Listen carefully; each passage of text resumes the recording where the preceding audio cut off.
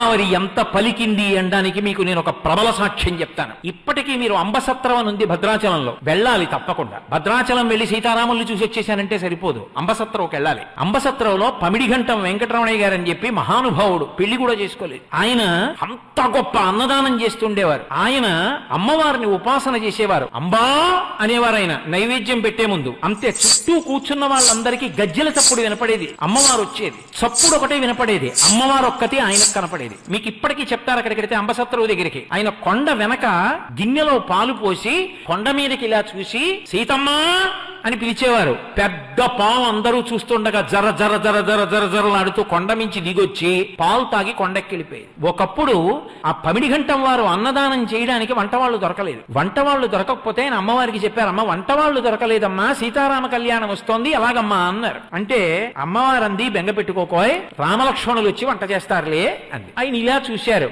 మంచి దృఢకాయులైన ఇద్దరు, అంతంత ఎత్తు ఆజానబాహుమరవిందదలాయతాక్షం ఇద్దరు వచ్చారు. వచ్చి అయ్యా మీరు వంట కావాలన్నారట, మమ్మల్ని ఎవరో పంపించారు, వంట చేస్తాం, కానీ మీరు లోపలికి చూడకూడదు. వంటశాల తలుపులు వేసి రెండు పెద్ద పెద్ద గుండిగలు తెచ్చారు. ఒక మనిషి ఎత్తలేడు దాన్ని, అంతంత గుండిగలు తెచ్చి వంట చేశారు. వంట అంతా అయిపోయింది, బయటకు వచ్చారు. మేము గోదావరిలో స్నానం చేసి వస్తామని వెళ్ళారు, ఇంకా రాలేదు. ఆ తర్వాత వెళ్లి గుండిగల మీద చూస్తే రామగుండిగా లక్ష్మణ గుండిగా అని ఉంది. ఇప్పటికీ మీరు రామలక్ష్మణులు వచ్చి వంట చేసిన గుండిగలు అంబసత్రంలో చూడొచ్చు, ఇప్పటికున్నాయి.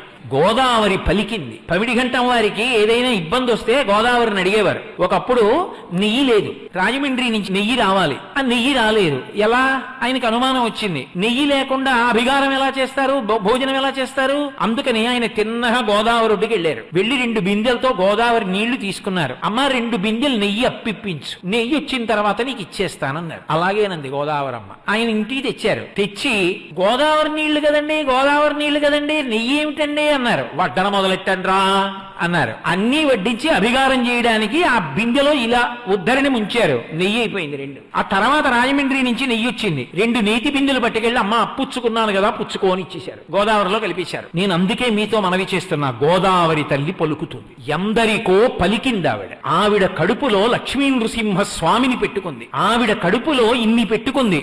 గోదావరి ఎన్నో పర్యాయాలు మాట్లాడింది. ఆమె అధిష్టాన దేవత అంత కరుణార్ద్ర హృదయ, గౌతమ మహర్షి యొక్క తప ఫలం, పరమేశ్వరుని జటాజూటం నుంచి వచ్చినటువంటి పరమ పావన వాహిని, సనాతన ధర్మానికి గుండెకాయ. అటువంటి గోదావరిని రక్షించుకోవలసిన కర్తవ్యం, దాన్ని సద్వినియోగం చేసుకుని ఆ నదీ జలాలు పాడవకుండా చూసుకోవలసినటువంటి నిష్ఠ అందరం వహించవలసి ఉంటుంది.